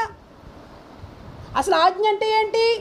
ఆజ్ఞ కూడా ఉందా? మా అమ్మ పెట్టిన ఆజ్ఞకే నేను లోబడను, ఇంకా దేవుడు ఏమైనా ఆజ్ఞ పెడితే నేను ఎక్కడ లోబడతాను అంటే దేవుడు ఒక ఆజ్ఞ వేశాడని కూడా చాలామంది సంఘానికి, దేవుడు ఒక రూల్ పెట్టాడని చాలామంది సంఘానికి తెలియడం లేదు. ఇశ్రాయేలులో లోపం ఒకటి ఉంటే ఒకటి లేదు. ఎందుకు లోపం వచ్చేసింది వీళ్ళకి? ఎందుకు ఇట్లా అయిపోయినట్టు? చూపు లోపం. ఎవరి మీద చూపు? నా దేవుని మీదే చూపు. స్తోత్రం. ఎందుకు చూపు? ఏం చేశాడని నేను చూపు. ఆయన రాజు, ఓకే ఒప్పుకున్నారు. ఆయన దేవుడు, ఓకే ఒప్పుకున్నాడు. ఆయన మాత్రమే దేవుడని ఒప్పుకున్నాడు. మరి ఎక్కడ పుట్టలేదు ఈయన? రాజు ఎక్కడ పుట్టాలి? ఎక్కడ పుట్టాలి? రాజు ఎవరింట్లో పుట్టాలండి? రాజుగారింట్లో పుట్టాలి. మరి రాజుగారింట్లో పుట్టలేదని చూపు. స్తోత్రం. ఈయనేంటి రాజునింట్లో జన్మించలేదేంటి? ఆయన మెస్సీయే, కానీ ఎక్కడ జన్మించాడు? ఆ పేదవాని ఇంట్లో ఉన్నవాడిని మేము అంగీకరించలేము రాజుగా. స్తోత్రం. ఎందుకు? భక్తి బోల్డ్ ఉంది. చూపు మారాలి అంట నేను ఎప్పుడు కూడా. స్తోత్రం. కొందరు చూపులు మారాలి. పేద ధనమని చూపు ఉంటే ప్రయోజనం లేదు, విడవబడిపోతాం కొందరు ఇశ్రాయేలుల్లా. ఈయన నజరేతు వాడేంటి? నజరేతు వాళ్ళు ఉన్న వాళ్ళు ఎవరు మంచోళ్ళు కాదు. మరి నా యేసు ఎక్కడ వాడు? నజరేతు వాడా, యూదుల రాజా, ఇమ్మానుయేల్ ప్రభు నీకే స్తోత్రం. అబ్రహాము దేవా, ఇస్సాకు దేవా, యాకోబు దేవా నీకే స్తోత్రం అని మనం పాడుతూ ఉంటాం. ఈయన ఎక్కడ వాడినా నజరేతు వాడు. నజరేతులో ఉన్న వాళ్ళు ఎవరు మంచోళ్ళు కాదు. అందుకని నేను నజరేతు వాడు కాబట్టి నేను మేము అంగీకరించాం. నువ్వు ద్వేషిస్తూ దూరం అయిపోతున్నావు. ఆయన నజరేతులో ఉన్నవారిని కూడా ప్రేమించాడు. స్తోత్రం. నువ్వు ఒక కోవకు పెట్టుకొని మాకు మాత్రమే దేవుడుగా ఉండాలనుకుంటున్నావు. ఈరోజు ఈయన అందరికీ దేవుడయ్యాడు. స్తోత్రం. అందుకనే అడ్డురాయి ఉందట. అడ్డులున్నాయని చెప్పి విశ్వాసం ఉంచితే ఓకే. అడ్డురాయికి ఎవడన్నా తగిలాడా? ఈరోజు అడ్డైపోయింది. నజరేతు వాడని అడ్డైపోయింది. స్తోత్రం. ఈయన ఎవరని అడ్డైపోయింది? నా యేసయ్య ఎవరని అడ్డైపోయాడండి? నజరేతు వాడని అడ్డైపోయాడు. మరి ఇంకెలా అడ్డైపోయాడు ఈయన? నజరేతులో ఉన్నవాళ్ళు పాపులు, నజరేతులో ఉన్నవాళ్ళు దుష్టులు. ఈయన నజరేతులో ఉంచి వచ్చాడు కనుక రాజుగా మేము, దేవుడిగా మేము అంగీకరించలేము. ఆయన ఏంటి? చూపు మారాలి బిడ్డలారా. నీ చెవులు కూడా మారాలి. ఏం వింటున్నావో, ఏం వింటే నీకు అవిశ్వాసం వస్తుందో చెవులు కూడా మారాలి. నీ నడక కూడా మారాలి. నువ్వు నడిచే నడక ద్వారా దేవునికి ఎక్కడ దూరం అయిపోతావో, నీ ప్రవర్తన అంతటిని ఆయన అధికారానికి ఒప్పుకోవాలి. స్తోత్రం. నువ్వు నడిచినా, కూర్చున్నా, లేచినా, చూచినా, మాట్లాడినా ఆల్మోస్ట్ నువ్వు ఎవరి అధికారంలో ఉండాలి? చెప్పండి అబ్బా, అందరూ చెప్పండి. దేవుని అధికారానికి వచ్చేయాలి నువ్వు. వీళ్ళు ఒప్పుకోలేదు కొందరు. అందుకే నా హృదయాభిలాష, త్వరగా బాప్తీసం పొందండి, త్వరగా రక్షణ పొందండి.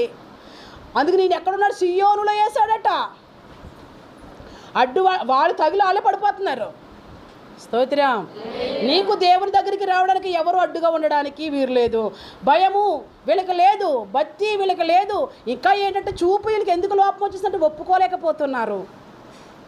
ఏం చేయలేకపోతున్నారు? ఈయన దేవుడు అనడానికి ఒప్పుకోలేకపోతున్నారు. నజరేతులో నుంచి వచ్చాడు కదని ఒప్పుకోలేకపోతున్నారు.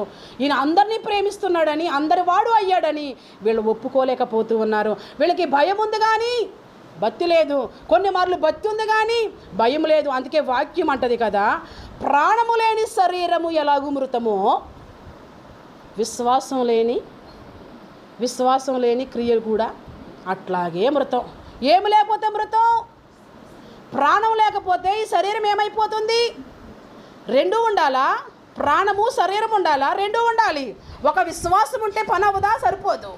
భక్తి ఉంటే సరిపోదంటే సరిపోదు. భయము ఉండాలి, భక్తి ఉండాలి. భయముతో కూడిన భక్తి ఉండాలి. రెండుగా ఉండాలి. దేవుడు ఎలా ఉండాలని కోరుకుంటున్నాడో అలా ఉండాలి. అందుకనే వాక్యం అంటుంది కదా, వాక్యం ఏమంటుందో చూడండి. యాకోబు పత్రిక 2వ అధ్యాయము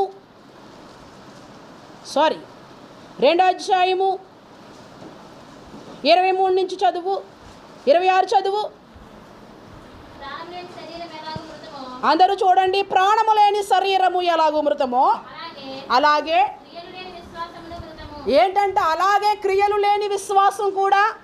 ప్రాణం లేకపోతే నీ శరీరం ఏమైపోతుంది? ప్రాణం ఉంటే వచ్చారా? ప్రాణాన్ని పక్కన పెట్టి వచ్చారా? రేపుకమ్మా ప్రాణంతోనే వచ్చా బిడ్డ, ఎక్కడ పక్కనెట్టి వచ్చావా? పక్కింటికైనా పంపించి వచ్చావా నీ ప్రాణాన్ని? ప్రాణమా కొంచెం ఇక్కడ ఉండు. దేవుడిని ఇలాగే పక్కన పెడుతున్నారు చాలామంది. దేవుడని కొంచెంసేపు మౌనంగా ఉండొచ్చు కదే, ఒక మూల ఉండొచ్చు కదా. నిత్యం నా కూడా వచ్చేస్తావు ఎందుకు? పద్దాక ఇంటి నెంబర్లో వచ్చేస్తావేంటి? మా అమ్మలో వచ్చేస్తావేంటి? మా నాన్నలో వచ్చేస్తావు? నేను ఎక్కడెక్కడికో తిరిగి వస్తాను, నాకు కూడా వచ్చేస్తావేంటి? పక్కన ఉండొచ్చు కదా. పక్కన కానీ పెడుతున్నారా దేవుణ్ణి? పక్కన పెట్టకూడదు. నీ దేవుడిని పక్కన పెట్టావంటే నీ యొక్క ఆత్మ పక్కకి వెళ్ళిపోయినట్లే. మనందరం ప్రాణంతోనే వచ్చాము ఇక్కడికి. శరీరాలతో వచ్చారా? ప్రాణం ఉంది కాబట్టి శరీరంతో మనం ఇక్కడికి వచ్చాం. ప్రాణము ఇశ్రాయేలుకి లేదు, శరీరము ఇశ్రాయేలుకి లేదు. ఎందుకని? ఒకటి ఒప్పుకుంటే ఒకరు ఒప్పుకోవట్లేదు. మరి ప్రాణము శరీరము ఎవరికి ఉందంటే రాహాబు అనే వేశ్యకు ఉంది. స్తోత్రం. ఆమె వేశ్యనే.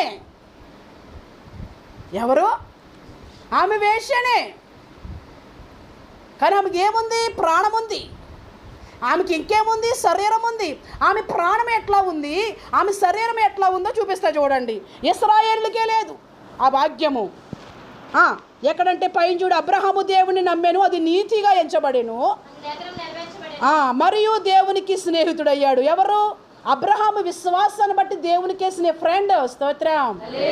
నీకు ఫ్రెండ్ ఎవరైనా ఉంటే ఎవరు ఉండాలి? ఫ్రెండ్ దేవుడై ఉండాలి. అన్నీ దేవుడై ఉండాలి. దేవుడు ఫ్రెండ్గా కూడా ఉంటాడు. ఆయన ఉంటాడు ఆయన. స్తోత్రం. ఆయన మంచి స్నేహితుడు, ప్రాణమిచ్చిన స్నేహితుడు, కాపాడే స్నేహితుడు. అలా పడిపోతుంటే ఇంకొకరి స్నేహితుడు వచ్చి అలా గింటెతాడు. ఈ స్నేహితుడు టాక్. స్తోత్రం. టక్కన పట్టుకునే స్నేహితుడు. అబ్రహాముకి ఫ్రెండ్ ఎవరూ లేరు కానీ నా దేవుడే స్నేహితుడు అయిపోయాడు. ఈరోజు నీ స్నేహితుడు నా దేవుడు అవ్వాలి. హల్లెలూయా. ఆయన నాకు స్నేహితుడిగా ఉండాలి, మంచి స్నేహితుడిగా ఉండాలి ఆయన అని ఇక్కడ వాక్యం చెప్తుంది. తర్వాత చూడు, మనుషుడు విశ్వాస మూలమును కాక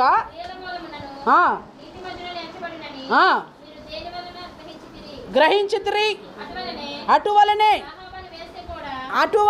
రాహాబని వేశ్య కూడా, ఏంటండి రాహాబనే వేశ్య కూడా, అటువలనే రాహాబని వేశ్య ఎవరిని చేర్చుకుంది? దూతలు. ఎవరు ఆ దూతలు? రాహాబని స్త్రీ ఎవరిని చేర్చుకుంది?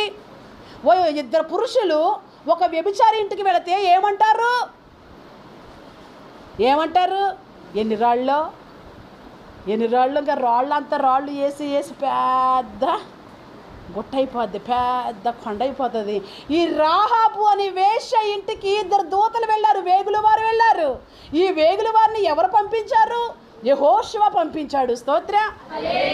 ఎందుకు పంపించాడు? పట్టణం ఎలాగుందో చూడు, ఎరుకో పట్టణం ఎలాగుందో చూడు, ఎరుకోలో ఉన్న మనుషులు ఎట్లాగున్నారో చూసురా అని యెహోషువ ఏ వేగుల వారిని పంపిస్తే ఈ వేగుల వారు పట్టణంలో అడుగు పెట్టారని వార్త ఎవరికి వెళ్ళిపోయింది?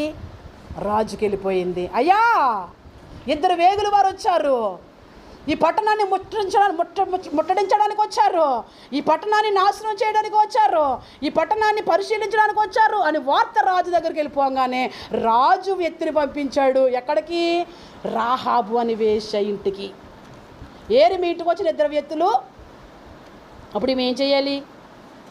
ఆ ఇద్దరు దూతల్ని ఏం చేయాలి? అప్పగించాలా, దాయాలా? ఈరోజు దేవుని ప్రజలే దేవుని సేవకుల్ని దాయకుండగా అప్పగించేస్తున్నారే. ఆలోచన చెయ్యండి. నా దేవుడు ఎవరికి స్థానాన్ని ఇచ్చాడో, ఈ దేవుణ్ణి నమ్ముకున్నావు, విడిచిపెట్టకు. అన్యజనురాలు అయిన నీకు ఆయన కృప బాహుల్యంగా ఉంది. ఈ రాహాబ్ అని వేశ్యకి కృప చాలా ఉంది. దేవుని కృపలో రాహాబ్ అని వేశ్య ఉంది. స్తోత్రం. ఇవి పనులు, ఇవి విశ్వాసము నా దేవుణ్ణి గెలుచుకునేటట్లుగా చేసినాయి. మారకుండా ఉంటుందా? ఏమండి, ఎక్కడున్నారు ఆ ఇద్దరు వ్యక్తులు? ఏరంటే లేరు. ఇక్కడికి రావడం అయితే నిజమే కానీ, మా ఇంటికి రావడం అయితే నిజమే కానీ, వచ్చినట్టే వచ్చి వాళ్ళు వెళ్ళిపోయారు, గేటు దాటి వెళ్ళిపోయారు. ఇట్లా పోండి అని వాళ్ళని ఇలా పంపించేసి మిద్దెక్కిచ్చేసింది. హల్లెలూయా. కాపాడుతున్నావా నువ్వు? కాపాడడం వచ్చిందా? దేవుని దూతలను ఎవరు కాపాడారు? అక్కడ చూడండి, ఈమె కోసం ఏమన్నా అహాబుగా ఎక్కడ? అటువలనే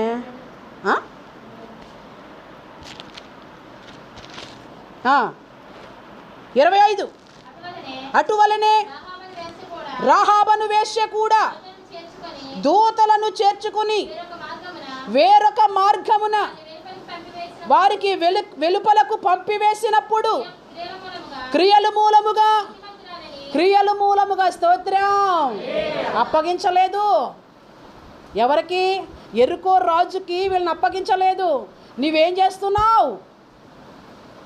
ఈరోజు రాహాబులో ఉన్న భక్తి లేదు. ఆమె వృత్తి చూస్తే వేశ్య, నీ వృత్తి చూస్తే భక్తి, నీ వృత్తి చూస్తే నీకు వేరు పనులు ఉన్నాయి. ఈ పేరు అయితే మనకు లేదు. దేవునికి స్తోత్రం. ఈ పేరు ఉంది కదని చులకన చేయకండి. ఇట్లాంటి పేరు ఉన్న వాళ్ళు కూడా నా యేసు మనసును గెలుచుకున్నారు. స్తోత్రం. నీకు లేని ధన్యత, నాకు లేని ధన్యత, నీకు నాకు లేని విశ్వాసము క్రియలు ఈ రాహాబుకు ఉంది. స్తోత్రం. ఇద్దరు దూతలు దాచిపెట్టి మిద్దెక్కించేసి రాసి పెట్టి లేరిక్కడ. రావడమైతే వచ్చారు, దిగడమైతే వచ్చారు, వెళ్ళిపోయారని చెప్పి వాళ్ళని దూరంగా పంపించేసింది. వాళ్ళతో అంది తిరిగి మళ్ళీ నా దగ్గరికే వాళ్ళు వస్తారు. వాళ్ళు వెళ్ళిపోయిన తర్వాత నేను మిమ్మల్ని కిందకు దించి మిమ్మల్ని ఇలా పంపించేస్తానని దాసిపెట్టింది. దుష్టుడి చేతికి అంటకుండా చేసింది. నువ్వు ఎంతమంది దుష్టులకి పరిచయం చేస్తున్నావు దూతలను? హలో, నువ్వు ఎంతమంది దుష్టులకి దూతలను ఎలా పరిచయం చేస్తున్నావు? దేవుని దూతను ఎట్లా పరిచయం చేస్తున్నావు? ఒక దుష్టుల్లో పరిచయం చేస్తున్నావా? లేకపోతే నువ్వేమై ఉన్నావో అదే జీన్స్ వాళ్ళకి పెడుతున్నావా? నువ్వు ఏ బుద్ధులు కలిగి ఉన్నావో సేవకులకు కూడా అయ్యే బుద్ధులు పెడుతున్నావా? ఈమె రాహాబు వేశ్యే కానీ వాళ్ళకి పేరు అట్లా పెట్టలా. స్తోత్రం. ఫోన్లే భలే వచ్చారు, ఈరోజు వీళ్ళంతు చూస్తాను, నన్ను దాటుకుని ఎట్లా పోతారో చూస్తాను అని అనుకుందా? మీరు నన్ను దాటుకుని మీరు ప్రాణాలతో ఉండాలంటే ఇట్లాంటి పనికి మళ్ళీ పని చెయ్యండి అనుకుందా? లేదు, దేవుని భయం ఉంది ఆమెకి. స్తోత్రం. ఎవరికి దేవుని భయం ఉంది? ఆమెకి దేవుని భయం ఎట్లా వచ్చింది? ఆమెకి క్రియలు ఎందుకు వచ్చేసినాయి? ఆమెకి విశ్వాసం ఎందుకు వచ్చేసినాయి? విశ్వాసంతో క్రియ ఏంటి దాచిపెట్టింది? విశ్వాసం ఎవరి మీద? వాళ్ళు దేవుని ప్రజలు. స్తోత్రం. దేవుని ప్రజలని నీకు విశ్వాసం ఉందా? ఎన్ని వాక్యాలు వింటే అబ్బా నువ్వు మారేది? అందుకే చెప్పాను, పోయిన వారం మన పక్క నుంచి వెళ్ళిపోతుంది వాక్యం, మన ఎదురు నుంచి వెళ్ళిపోతుంది వాక్యం. వాక్యాన్ని పాయింట్కి అడ్జస్ట్ తీసుకోవట్లేదు. వాటర్ వస్తుంటే తీసుకుంటున్నావు, కుళాయి వచ్చే టయానికి కుళాయి వస్తుంటే తీసుకుంటున్నావు, రైస్ వండే టయానికి అక్కడికి వెళ్ళిపోయి నీకోసం నువ్వు రైస్ వండేసుకుని తినేస్తున్నావు, కానీ వాక్యాన్ని మాత్రం భుజించట్లేదు. ఈ జీవం నాకు వద్దు. ఏంటి? జీవము నాకు వద్దు. భయభక్తుల దగ్గర చెప్తున్నాను నేను, భయభక్తుల దగ్గర నుంచి వచ్చాను. ఇశ్రాయేలుకి భయభక్తులు లేవు. వాళ్ళు చూపులో మార్పు వచ్చేసింది, అంగీకరించలేని మార్పు, ఒప్పుకోలేని మార్పు. దేవుడు అనడానికి వీరు లేదు.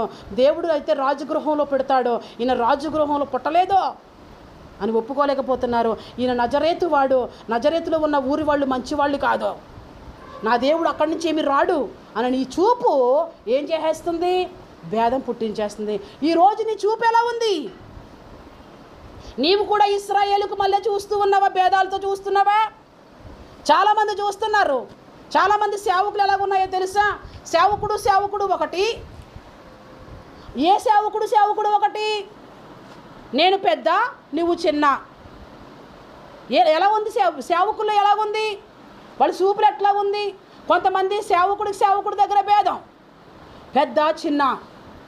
విశ్వాసుల దగ్గర భేదం, నేను పెద్ద నీవు చిన్నానని. కొందరు విశ్వాసులు సేవకులు సమానమే, నీవు నేను ఒకటే.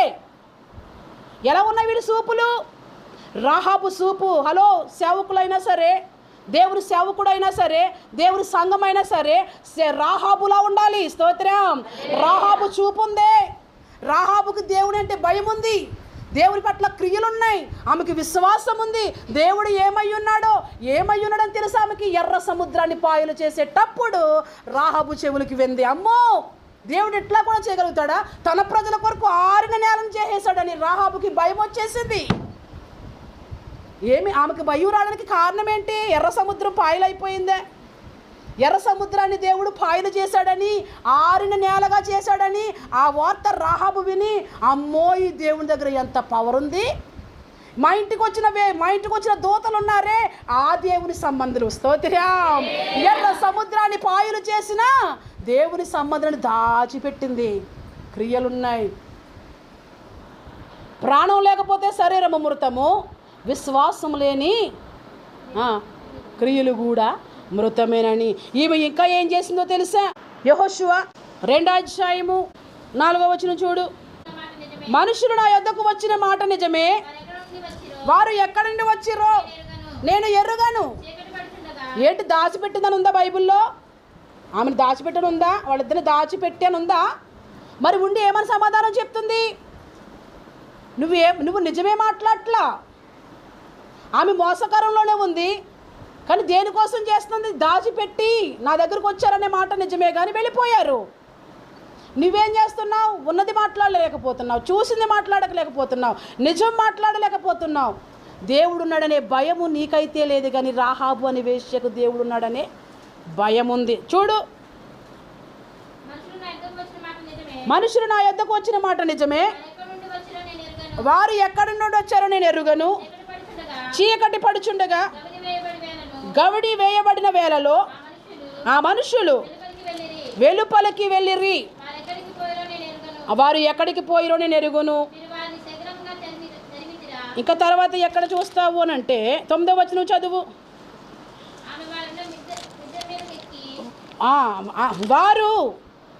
వారున్న మిద్దె మీదకెక్కి వారితో ఇట్లా, నేను యెహోవా ఈ దేశం మీకు ఇస్తున్నాడు. స్తోత్రం.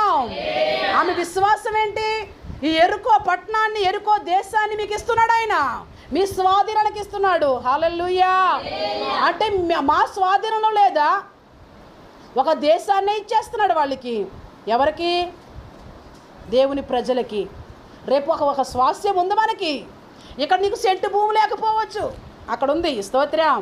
ఇక్కడ నాకు సెంటు భూమి లేదే, వాడు ఎవడో వేసినాడు, డబ్బులు నాకు రావట్లేదని ఫీల్ అవ్వమాకండి. అక్కడ ఉంది మనకి. ఈమె ఏమంటుంది? ఆ ఇద్దరిని దాచిపెట్టిన వారితో ఏమంటుంది? దేశాన్ని మీకు ఇస్తాడు ఆయన. ఈమెకి ఎట్లా తెలుసు? దేశాన్ని ఈ వేగుల వారికి ఇస్తాడని, దేవుని ప్రజలకి దేశాన్ని ఇస్తాడని ఈ రాహాబుకి ఎట్లా తెలుసండి? వాక్యమిందా? ఏమిటి మరి? ఏం వింది? చూసి నమ్మిన వారి కంటే చూడక నమ్మని వారే ధన్యులు. నా యేసుని చూడక నమ్మని వారు చాలామంది ఉన్నారు. అందుకే వాళ్ళు నీకంటే ధన్యులైపోతున్నారు. స్తోత్రం. రక్షింపబడిన నీకంటే ధన్యులైపోతున్నారు వాళ్ళు. నీలో విశ్వాసం లేదు, ఆమెకి విశ్వాసము క్రియలు ఉన్నాయి వాళ్ళకి. నువ్వేమనుకుంటున్నావు? రక్షణ పొందలేదు. నువ్వేమనుకుంటున్నావు? ఒక వేశ్య అనుకుంటున్నావు. కానీ ఆమె విశ్వాసం సరిహద్దు దాటిపోయింది. ఈ దేశాన్ని ఇస్తాడు. దాచిపెట్టినోడు ఇద్దరితో చెబుతుంది, ఈ దేశాన్ని ఆయన మీకు ఇస్తాడు. ఆయన మీకు ఇచ్చినప్పుడు మమ్మల్ని కాపాడాలి, మమ్మల్ని రక్షించాలి. మేము ఎట్లయితే అంతకు మించి నువ్వు నాకు ఏమీ చేయొద్దు. అసలు ఈ దేవుని భయం నీకు ఎట్లా వచ్చిందో చూడండి. అక్కడ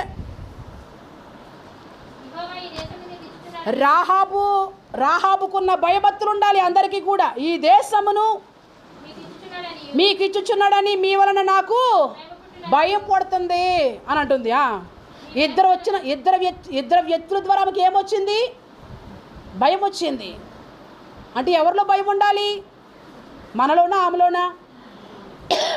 ఆమెకు భయం ఉంటే వేశ్య అని పేరు వచ్చిన, బైబిల్లోనే రాసిన వేశ్యానని రాయుడు కదా. కానీ ఎవరు వెళ్ళినప్పుడు భయం వచ్చింది? వేగులు వారు ఇద్దరు ఆ ఇంటికి వెళ్ళిన తర్వాత భయం వచ్చేసింది వెంటనే ఆమెకి. ఎవరి పట్ల? వాళ్ళిద్దరి పట్ల వచ్చిందా భయము? దేవుని పట్ల వచ్చిందా? వాళ్ళు వెంబడిస్తున్న దేవుని పట్ల భయం వచ్చింది. నీకు భయం వస్తుందా బిడ్డ? ఆ భయమే నిన్ను కాపాడాలి కదా. ఈ రాహాబుని కాపాడినట్లు ఆ భయము, ఆ భక్తి, మీ క్రియలు ఎట్లా రాహాబుని కాపాడాయో మీకు చెప్తా ఇప్పుడు నేను. నీ భయము వలన ఈ దేశ నివాసులందరికీ ధైర్యము చెడిపోయింది. మేమెరుగుదుము, మీరు ఐగుప్తు దేశము నుండి వచ్చినప్పుడు మీ ఎదుట యెహోవా ఎర్ర సముద్రపు నీరును ఎలాగూ ఆరిపోయింప చేయును. యోర్దాను తీరమునున్న అమోరీయులు ఇద్దరు రాజులైన ఓగుకును మీరు ఏమి ఇద్దరు చేశారట వాళ్ళు. ఆ ఇద్దరు పేర్లేని చదువు మళ్ళీని. సిహోనుకును ఓనుకును మీరు ఏమి చేసితిరో అనగా మీరు వారిని ఎలాగూ ఎర్ర సముద్రాన్ని పాయలు చేసేటప్పుడు ఆ ఇద్దరిని ఎలాగూ నిర్మూలము చేసితిరో ఆ సంగతి మేము విన్నాము. స్తోత్రం.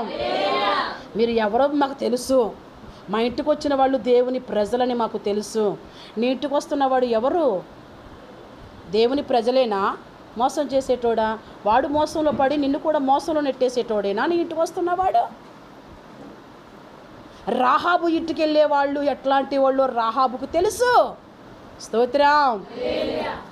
రాహాబు ఇంటికి వచ్చిన వాళ్ళు ఎర్ర సముద్రం దగ్గర అడ్డొచ్చిన వాళ్ళు ఏమి చేశారో రాహాబుకు తెలుసు. నీ కష్టాల్లో నీకు ఎంత సహాయం చేస్తున్నాడు?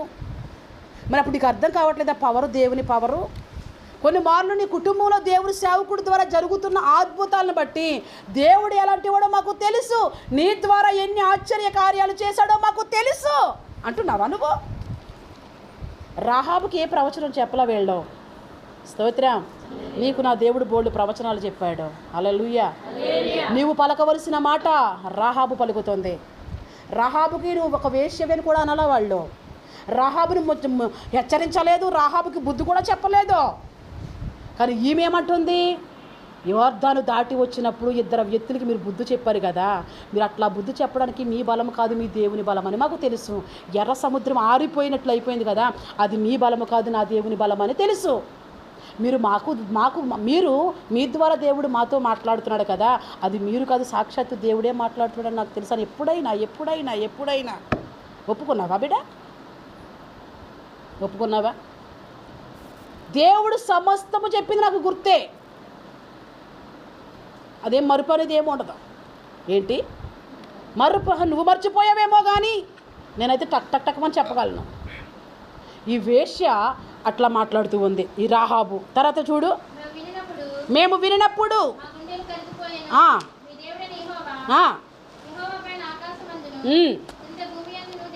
దేవుడే ఇలా ఉంటూ ఉండగా వీళ్ళకి భయం వచ్చిందని చెప్పగా వీళ్ళిద్దరూ వెళ్ళిపోతున్నప్పుడు మాట ఇవ్వండి, మమ్మల్ని కాపాడతామని మాట ఇవ్వండి, ఈ ఎరుకో పట్టణాన్ని దేవుడు మీకు ఇచ్చేటప్పుడు మమ్మల్ని రక్షిస్తానని మాట ఇవ్వండి అంటే, సరే నువ్వు అడుగుతున్నట్లుగానే మాటిస్తున్నాము, నిన్ను నీ కుటుంబాన్ని మేము కాపాడుతాం. ఎవరు మాట ఇచ్చారు? ఈ వేగులు వారిద్దరు కూడా మాట ఇచ్చారు. మరి మాట ఇచ్చిన ప్రకారం మమ్మల్ని ఏ కిటికీలోంచి అయితే దించుతున్నావో ఆ కిటికీ రెడ్ క్లాత్ కట్టు. ఎవరైనా మళ్ళీ ఈ దేశానికి వచ్చినప్పుడు ఆ రెడ్ కిటికీ కట్టిన ఆ ఇంటిని మాత్రమే మేము కాపాడి, మేము వచ్చేటప్పుడు అందరూ మీరు ఇంట్లోనే ఉండాలి. స్తోత్రం.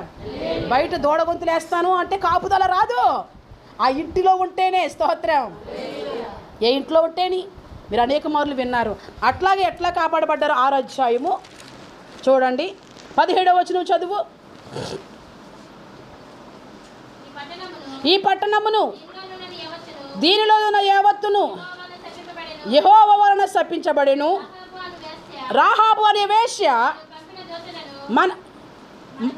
మనము పంపిన దూతలను దాచిపెట్టెను గనుక ఆమెయు ఆ ఇంటనున్న వారందరూ ఏంటంట, ఎలా బ్రతికారంట?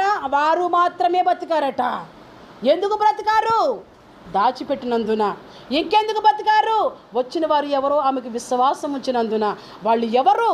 వాళ్ళు దేవుడు ఎవరు? వాళ్ళు దేవుడు ఏమి చేస్తాడు, ఎట్లాంటి కార్యాలు చేస్తాడని వాళ్ళు యందు విశ్వాసం ఉంచింది, దేవుని యందు విశ్వాసం ఉంచింది. దాసింది క్రియలతో కూడిన భక్తి ఆమెలో కనిపించింది. వాళ్ళు మాత్రమే కాపాడబడ్డారు. తర్వాత చూడండి 20వ వచనము. యాజకులు బోధ ఊరగా ప్రజలు కేకలు వేసిరి. ఆ బూరధ్వని వినప్పుడు ప్రజలందరూ ఆర్భాటముతో కేకలు వేయగా ప్రాకారము కూలెను. దేవుడు స్తుతించాలి. స్తోత్రం. ప్రజలు దేవుడిని స్తుతిస్తే ఏమైపోతుంది? ఎర్రుకో గోడ కూలిపోతుంది, సైతాను రాజ్యం పడద్రొక్కపోతుంది. నేను మౌనంగా ఉంటాను, నేను మొద్దుగా ఉంటానంటే కార్యాలు జరగవు. ప్రార్థించు, ప్రార్థించు, దేవుని స్తుతించు. స్తుతించని ఎందుకంటున్నారు? నువ్వు ప్రార్థించాలి, దేవుని స్తుతించాలి. అప్పుడు ఏమైపోవాలి? వీళ్ళు ప్రార్థన చేయగా కేకలు వేయగా ఏమైందంట? ప్రాకారము కూలెను. ప్రజలందరూ పట్టుకునిరి. పురుషులనేమి. తర్వాత 23వ వచనం చదువు. వేగుల వారైనా రాహాబును ఆమె తండ్రిని, ఆమె తల్లిని, ఆమె సహోదరులను, ఆమెకు కలిగిన వారందరినీ వెలుపలకి తోడుకుని వచ్చిరి. ఆమె ఇంటి వారందరినీ తోడుకుని ఇశ్రాయేలు పాలెము వెలుపట. అప్పుడు వారు ఆ పట్టణమును దానిలోనున్న సమస్తమును అగ్ని చేత ఎవరిని కాపాడారు? ఇప్పుడు ఎలా వచ్చింది? ఈమెకి భయభక్తులు ఉన్నందున రక్షింపబడింది. భయభక్తులు ఉన్నందున ప్రాణాలతో ఉంది. ఇశ్రాయేలులకైతే ఒకటి ఉంది, ఒకటి లేదు. ఈ రాహాబుకి విశ్వాసము ఉంది, క్రియలు ఉంది, భక్తి ఉంది, భయము ఉంది. దేవుడు ఎలాంటి వాడు కూడా ఈ రాహాబుకు తెలిసింది. ఇశ్రాయేలులకైతే దేవుడు ఎట్లాంటి వాడు ఇంకా కూడా వాళ్ళకి తెలియట్లేదు. రాహాబును ప్రేమించాడనే ద్వేషం వీళ్ళకి, సమరయులను ప్రేమిస్తున్నాడనే ద్వేషం వీళ్ళకి. ఎవరికి? ఇశ్రాయేలీలకి. నీకు అట్లాంటి ద్వేషం ఉందా? వారిని ఎవరినో ప్రేమిస్తున్నారు, వీరిని ఎవరో ప్రేమిస్తున్నారని ద్వేషం ఉందా? నా దేవుడు ఎవరిని ప్రేమిస్తాడు? ఎవరైతే విశ్వాసం కలిగి ఉంటారో వాళ్ళందరినీ ప్రేమిస్తాడు. నా దేవుడు ఇంకా ఎవరిని ప్రేమిస్తాడు? ఎవరైతే భయభక్తులు కలిగి జీవిస్తారో వారందరినీ ప్రేమిస్తాడు. మనకి భయం ఉండాలి, భక్తి ఉండాలి. ఈ వేశ్య కుటుంబము ఎవరితో ఉందో చెప్తా చూడు. 25వ వచనం చదువు. వెరుకోను వేగు చూచుటకు ఎవరు పంపిన దూతలను? యెహోషువ పంపిన దూతలను దాచిపెట్టను గనుక అతడు ఆమెను, ఆమె తండ్రి ఇంటి వారిని, ఆమెకు కలిగిన వారందరినీ బ్రతకనిచ్చెను. అది నేటి వరకు, ఆమె నేటి వరకు ఇశ్రాయేలుల మధ్యన అడవి వలివ కొమ్మ వంటి దానను నేనయ్యా. ఈ అలివ మొక్కను తీసుకొచ్చి, అడవి వలివ మొక్కను తీసుకొచ్చి ఎవరు పక్కన పెట్టాడు? ఇశ్రాయేలు పక్కన. స్తోత్రం. ఇశ్రాయేలు పక్కన నిలవబడింది అంటే ఎవరి క్రియలకి దగ్గరగా వచ్చేసింది? ఇశ్రాయేలు మధ్యన ఉందంటే ఎవరి బతికి తూచేసింది? ఈ రాహాబు. రాహాబు అడ్రస్ ఏంటి? రాహాబు విలువ ఏంటి?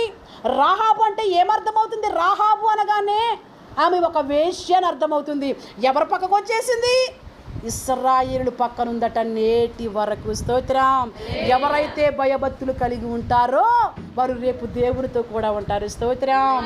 క్రియలతో కూడిన విశ్వాసం నీకుందా? వాళ్ళకి లేదు విశ్వాసము.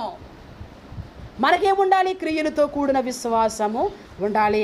అలా విశ్వాసం ఉంటే, అట్లాంటి భక్తి ఉంటే నీ కాళ్ళు తొట్రెళ్ళవు. సామెతలు ఈ మాట చెప్పి నేను ముగిస్తా. 19:23 యెహోవా యందు భయభక్తులు కలిగి ఉండుట జీవ సాధనము.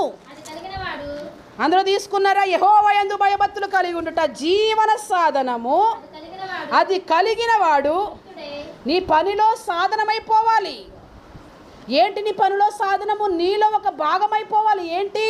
యెహోవా యందు భయభక్తులు కలిగి ఉండటం. స్తోత్రం. నేను భయభక్తులు కలిగి ఉండనండి, నా పనిలో దాన్ని ఒక భాగంగా పెట్టుకోనండి, నా పని నాదే, కానీ దేవుని పనిని నాలో ఎంత భాగంగా పెట్టుకుంటానండి అంటే ప్రయోజనము లేదు. ఇక్కడ చూడండి ఏమంటున్నది వాక్యము. యెహోవా యందు భయభక్తులు కలిగి ఉండట జీవన సాధనము. అది కలిగిన వాడు తృప్తుడై అపాయము లేకుండా. స్తోత్రం. ఈరోజు నాశనం వచ్చింది ఆ దేశానికి, ఆ పట్టణానికి, కానీ తృప్తిగా ఎవరున్నారు? ఎరుకో పట్టణాన్ని తగలేసేటప్పుడు, ఎరుకో పట్టణము అగ్ని చేత దోహమైనప్పుడు కాపాడబడింది. ఏమి తృప్తిగా ఉంది. ఎవరి వల్ల? ఎవరి వల్ల అండి? ఆమె ద్వారానే, ఆమె పనుల ద్వారానే, ఆమె భక్తి ద్వారానే. నీ విశ్వాసమే నిన్ను అన్ని దేవుడే కాదు. నీకు ఎంత విశ్వాసం ఉందో అంత విశ్వాస పరిధిలో కార్యాలు జరుగుతాయి. నీ విశ్వాసం కొంచెమేనా, ఆ కొంచెమే కార్యాలు జరుగుతాయి. ఈమెకి ఎలా ఉన్నాయో తెలుసా? ఆమె పనిలో భాగంగా పెట్టేసుకుంది. వాళ్ళతోనే చెప్తుంది, మీ దేవుడి గురించి మాకు తెలుసు, మీరు యుద్ధం చేస్తే ఎట్లా ఉంటుందో మాకు తెలుసు, మీరు ఎవరి మీద కన్నా వెళ్తే మీ పక్షంగా దేవుడు ఎట్టి కార్యాలు చేస్తాడో మాకు తెలుసు, మీరు కూడా కళ్ళతో చూస్తున్నారు. స్తోత్రం.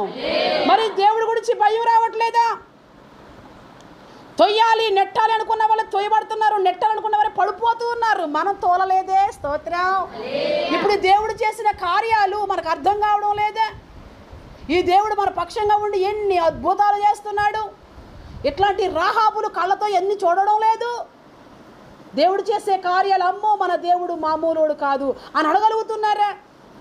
ఇక్కడ చూడండి, అది కలిగిన వాడు తృప్తుడై అపాయము లేకుండా బ్రతుకును. నీ పనిలో ఒక భాగమైపోవాలి యెహోవా యందు భయభక్తులు. నీ జీవన విధానంలో భాగమైపోవాలి యెహోవా యందు భయభక్తులు. యెహోవా యందు భయభక్తులు కలిగి ఉంటే నీకు అపాయమేది నీ దరికి రాదు, కీడేది నీ గదికి రాదు. ఆ పట్టణాన్ని వేగులు వారికి ఇస్తారని ఎవరికి తెలిసింది? పట్టణాన్ని వేగులు వారికి ఇస్తారని ఎవరికి తెలిసింది? నీ కొరకు ఒక పట్టణం ఉంది, దేవుడు నీకు ఇస్తున్నాడని నీకు తెలుసా? నీ కోసం ఏ పట్టణం ఉంది? ఇప్పుడు నీ కొరకు ఏ పట్టణం ఉంది? నీ కొరకు ఏ పట్టణం ఉందో కూడా నీకు తెలియదు. రాహాబుకు తెలిసింది, ఈ పట్టణం, ఈ గ్రామం మీ హ్యాండ్ వరకు వచ్చేస్తుందని నాకు తెలుసు. హల్లెలూయా. ఈ హ్యాండ్ వరకు వచ్చేసినప్పుడు మీరు నన్ను కాపాడాలి, అందరితో పాటు మమ్మల్ని నిర్మూలన చేయకండి, అందరితో పాటు మాకు శిక్ష వేయకండి, మిమ్మల్ని దాపెట్టని ఎందుకో తెలుసా? మీ దేవుడి సంగతి మాకు తెలుసు. ఆకాశానికి మీ దేవుడే, భూమికి కూడా మీ దేవుడే. 2వ అధ్యాయం అంతా చదవండి. రాహాబు ఈ యొక్క వేగుల వారితో ఏమని మాట్లాడుతూ ఉందో, ఏ విశ్వాసంతో మాట్లాడుతూ ఉందో, నువ్వు చెప్పినట్లుగానే దేవుడు చేశాడు. సాక్షాత్తు దేవుడే పంపించాడు. ఎవరిని పంపించాడో తెలుసా? ఎవరైతే ఆ ఇంటికి వెళ్ళారో వాళ్ళని పంపించి వాళ్ళిద్దరిని తీసుకుని రండి అని దేవుడే పంపించాడు. నీకోసం దూతని పంపిస్తున్నాడు దేవుడు, తీసుకుని రానని. దేవుడు ఎక్కడ పంపించాడు? ఇక్కడ ఒక మాట చూపిస్తా చూడండి, దేవుడు పంపించాడని. 22వ వచనం చదువు. ఎక్కడ? 6:22 యెహోషువ.